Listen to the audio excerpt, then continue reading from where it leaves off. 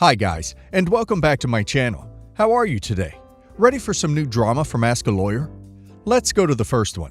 About OP's ex, who is furious OP is refusing to pay child support, but their son is 18, and son is demanding he buys his mother a house. Listen to the story, guys, to find out all the details, and of course to hear my insights. Enjoy the stories, and don't forget to like and subscribe.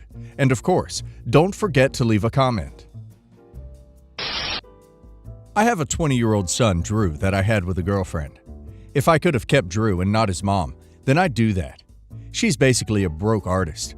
I agreed to a generous arrangement that would allow her to stay in a nice part of town. But my financial help would end once Drew hit 19.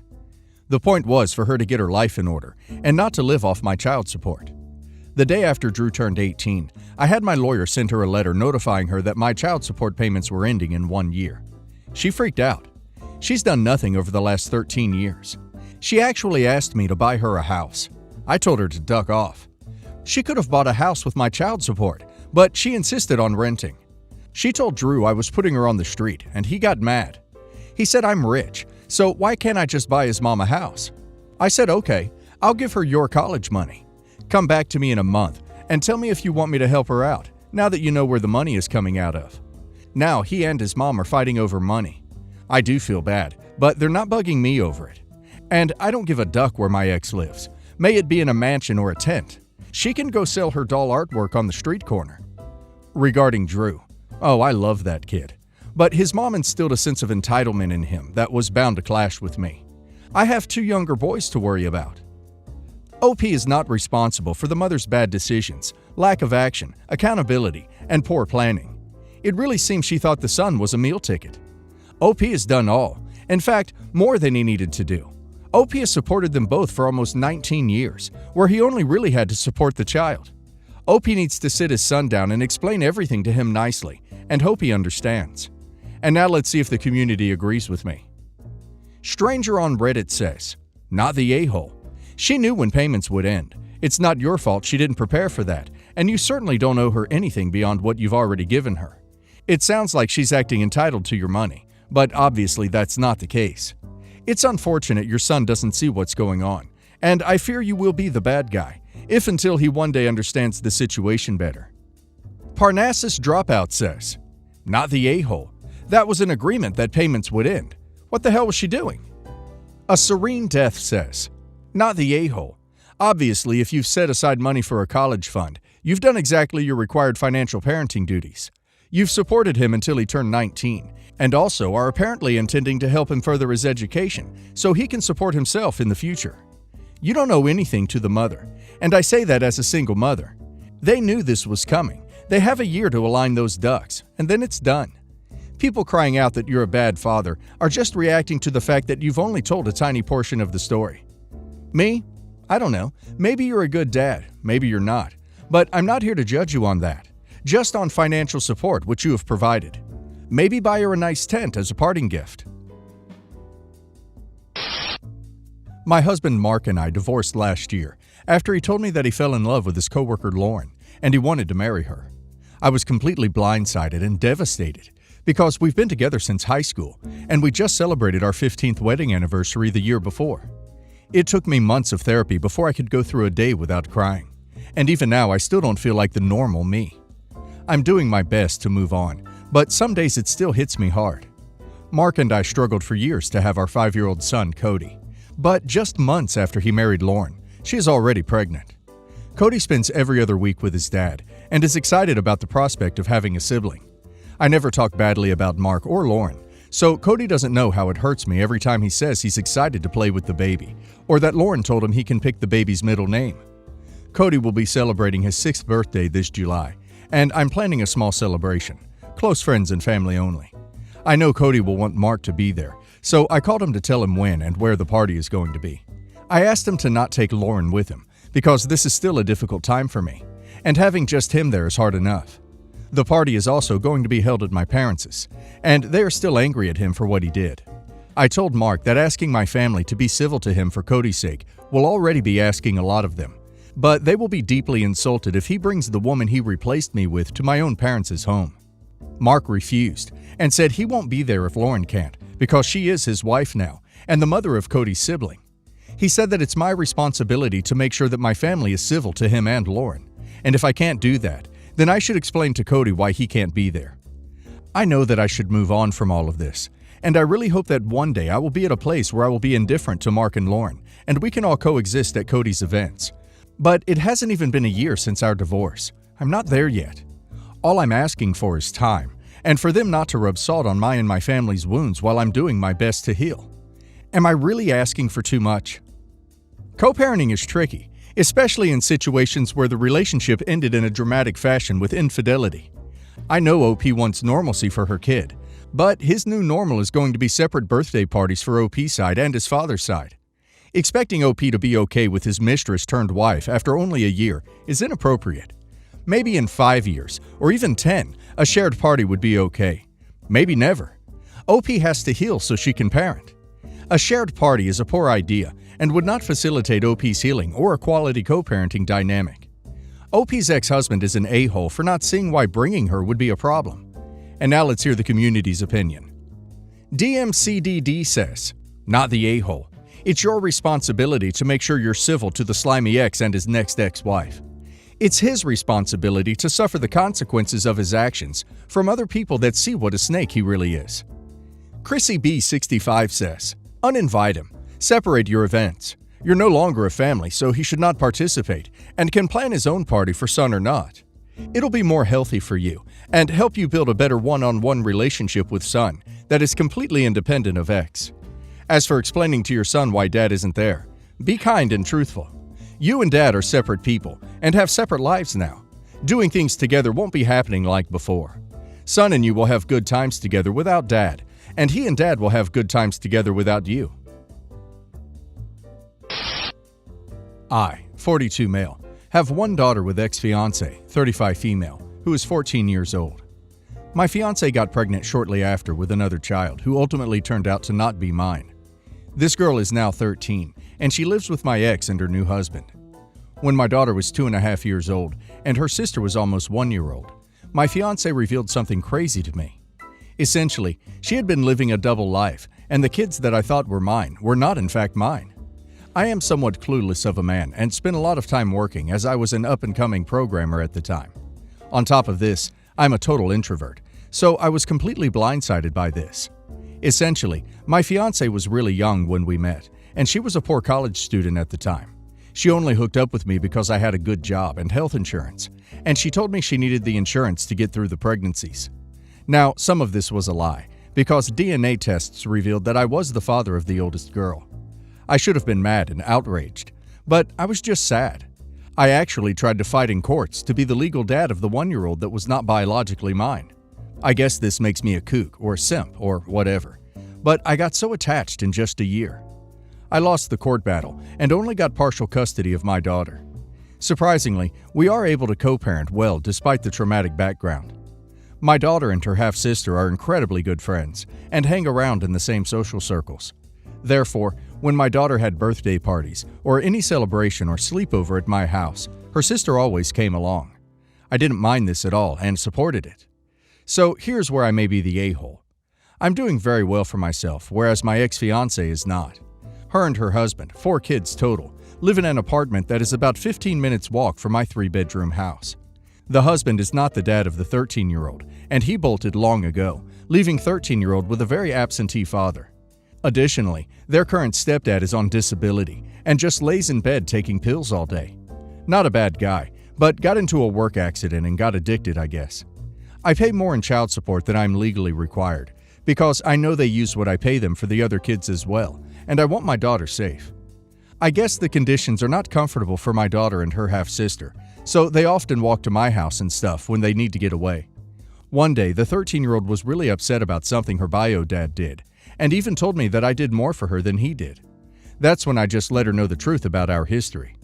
Apparently, this made her blow up at her mom, and she begged me to adopt her basically, and now her mom doesn't want her at my house. I feel like I'm not an a-hole for just telling the truth that I was legally her father for a year. But honestly, I just let the truth out because I wanted her to know why I was so much for her. Am I the a-hole for revealing the truth about her mom? Wow, what a mess. The most important thing in this situation is how all of this is affecting OP's daughter and her sister. Frankly, her history was not OP's to tell by himself. The ex should have been part of the conversation. Both of them need to make things good with their kids again. Clearly, the 13-year-old has abandonment issues due to her bio dad, betrayal issues due to her mom's lies, and possibly developing jealousy towards OP's daughter because OP is her bio dad. Then, OP's daughter has lost her friend when she is with OP because the 13-year-old can no longer come to OP's house. For the sake of the girls, OP might want to try and apologize to the ex to calm her down and let the 13-year-old go to his house again. And now let's hear the community's opinion. Lori Ean, 22, says, "Not the a-hole. It always amazes me how people get mad when others learn the truth about them. If you're embarrassed to tell people, then why should you do it? She wanted to discuss parentage with you, and you told her the truth about hers. She's 13, which is just shy of the age where most kids are legally allowed to have input on which parent they live with. The court feels these kids are old enough. I can tell you that I hated learning about things later in life, and hated that family ever tried to hide stuff. It felt like betrayal. I always appreciated the adults who were upfront about it." Affectionate Area 659 says, "Not the a-hole. It doesn't sound like you did it maliciously, and she's old enough to know the truth. She would have learned sooner or later, and she deserves the truth." Milk is Amazing says, "Not the a-hole. She's 13. She would have figured it out. Your timing isn't great, and I'm guessing your kids probably need a bit of extra support right now, given you dropped this bombshell." A few months ago, my sister-in-law Becca was looking for a place to live so she could move out of her parents' house. She's 23 and just started working a better-paying job, so she could afford to live with her boyfriend in an apartment. Where we live, a decent one-bedroom apartment for them would cost between $800 to $1,000 a month in rent. My wife and I helped them budget and figured they could afford that, but not much else. Not because they don't make enough money, but that she and her boyfriend refuse to stop eating fast food at least once a day and go out drinking, spending hundreds each weekend at bars. Their choice to do this, of course, but even with these problems, they could afford a nice one-bedroom. Well, after we find a couple of places for them to look, my wife and I go on our merry way, thinking we'd helped, only to find out weeks later that Becca and boyfriend got themselves an apartment on the other much nicer side of town that was going to cost $1,400 a month. Her parents, my wife, and I were all completely blindsided, as they wanted to keep it a surprise. They still had a chance to back out, and I told them they should really consider doing so, as they could not afford the extra several hundred a month it would cost them. They told me they'd be fine, because boyfriend was a shoo-in for a promotion at work in a few months. Well, today her family got together for dinner, and Becca was complaining that boyfriend didn't get the promotion because he'd missed too much work lately. He took points so he could stay home and play World of Warcraft for 12 hours a day. So they weren't getting that boost to monthly income they'd expected, and were close to wiping out her savings because they were operating each month at a deficit. At this point, her father and my wife started asking if she'd made lifestyle changes, like less bar hopping and fast food, in order to help, and she started to lie and say yes, but then broke down in tears and admitted she'd gone out for food twice that day already. At this point, purely out of reflex, I blurted out an "I ducking told you so, golly," before I could even stop myself. My wife instantly kicked me under the table, and I apologized before excusing myself. From what I can tell, her father and brother agreed with me and think what I said was appropriate. But her mother, Becca, my wife, and Becca's boyfriend all are furious with me for kicking her while she's down. I tried explaining it was a reflex and pointed out that I instantly apologized. But I'm the town a-hole at the moment, and wanted to see if you guys agreed or not with them. Apple of my eye says, "You're the a-hole. You're a grown man. I couldn't help blurting it out is no longer a valid excuse. Your comment was unnecessary and inappropriate given the context. That said, everybody else was probably thinking the same, so just a minor a-hole moment. Good for you for apologizing." My name is Kanya says, "You're the a-hole. She was having a breakdown and you felt the need to be smug. Did you ever consider being respectful and considerate? Even if it's her fault, you don't need to kick a horse while it's down." Proteins 911 says, "You're the a-hole. You guys are way too into your sister-in-law's finances. Stay out of it. It doesn't matter how often she eats out. Sympathize with her. Tell her it sucks that her significant other didn't get their promotion, and then drop it. Why do you want to be right so bad here?" Some light backstory. I'm a crier. I cry at everything. I'm not even usually all that upset when it happens. It's just a weird physical reaction that I go through at the slightest hint of negative emotion, my own or others. My boyfriend of the last year has been incredibly understanding and patient with me about this, and I'm working with a therapist to get a better handle on myself. Here's the issue. We recently went to the other side of the country to visit my family, which was his first time really spending a good amount of time with them. They all get along great, which I couldn't be happier about. One of the days we were out there, though, I went through a small series of inconveniences. A small screw-up on a work email I had to deal with.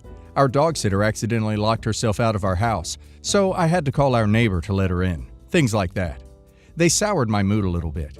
And then I found out my dad had gotten us dinner reservations for a seafood place that I'm sort of ambivalent to. This is where I potentially become the a-hole.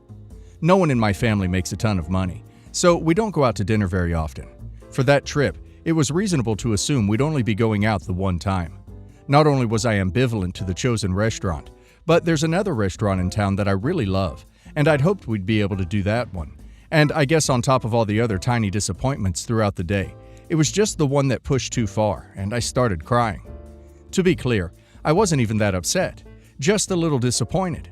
But I couldn't stop myself from crying. I really tried. It just happened. My dad asked what was wrong, and I told him honestly that I hoped we could have gone to the restaurant that I liked instead. And he offered to cancel the reservations for the seafood place and to get a reservation for the other place the following night instead. I accepted and was really grateful. It was a really nice thing for him to do, and I really appreciated it. My boyfriend was mortified. He said that the way I complained was whiny and childish, and he couldn't believe that after all the work I've put into not giving my tears the weight of genuine sadness that I'm not even feeling, that I would manipulate my dad by crying to get my way. I'm still kind of in shock that he saw it that way. I told him it wasn't like that. My family's used to how I cry over nothing, and he said that's even worse, because that just means that they know to drop everything and fix what's wrong with me so I stop. I don't know. I'm really shaken by this. Am I really being manipulative? Should I have told him not to change the reservations, even though I was really happy he did? I don't think anyone was heart set on the seafood restaurant, but I guess I didn't get a chance to ask. So please, Reddit, I need some outside perspective. Am I the a-hole? Dragon M. Jr. says, "You're the a-hole. If crying is a genuine psychological response, then not for that. But for how you answered your dad. No father likes seeing his child cry, so he's going to try and fix it, and you knew that. You could have said, 'Oh, I'll be okay. I'm just emotional right now.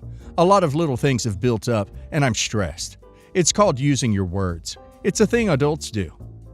Real Betty White, 69, says, "You're the a-hole. Clearly you develop this behavior because your parents give in when you cry. They've probably done that your whole life. I would be mortified as well."